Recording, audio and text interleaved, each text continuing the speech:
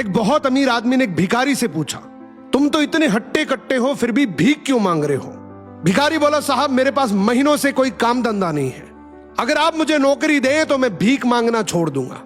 अमीर बोला, मैं नौकरी तो नहीं दे सकता, लेकिन तुम मेरे बिजनेस पार्टनर बन सकते हो।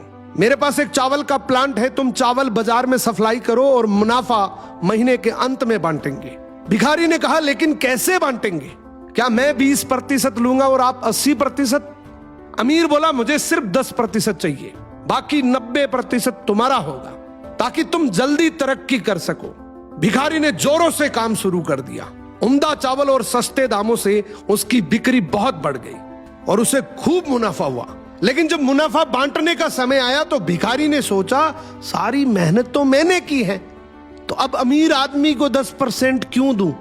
अगले दिन अमीर आदमी आया और जब हिस्सा मांगा तो भिखारी ने बहाना करते हुए कहा कि साहब मुझे तो बहुत नुकसान हुआ है, मुझे जितना मुनाफा हुआ है उतना तो कर चुकाना है, तो इस हिसाब से मुझे कोई मुनाफा नहीं हुआ, तो आप इसके हकदार नहीं हैं। अमीर आदमी ने कुछ नहीं बोला और वहां से चला गया।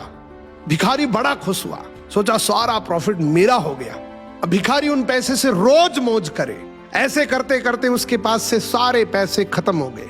अब पैसे भी नहीं है और काम धंधा भी नहीं है, तो मजबूरन उसको फिर से भीख मांगना शुरू करना पड़ा। एक दिन वो अमीर आदमी उसके पास से गुजरा और उसको देखा, क्या ये तो फिर से भीख मांगने लग गया।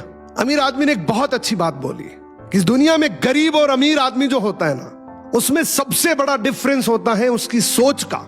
एक रिच माइंडसेट हमेशा ये सोचता है कि मुझे भी प्रॉफिट हो जाए और मेरे साथ जो काम कर रहे हैं उनको भी प्रॉफिट हो जाए, लेकिन एक पुअर माइंडसेट हमेशा ये सोचता है कि जो भी प्रॉफिट हो सिर्फ मुझे ही हो।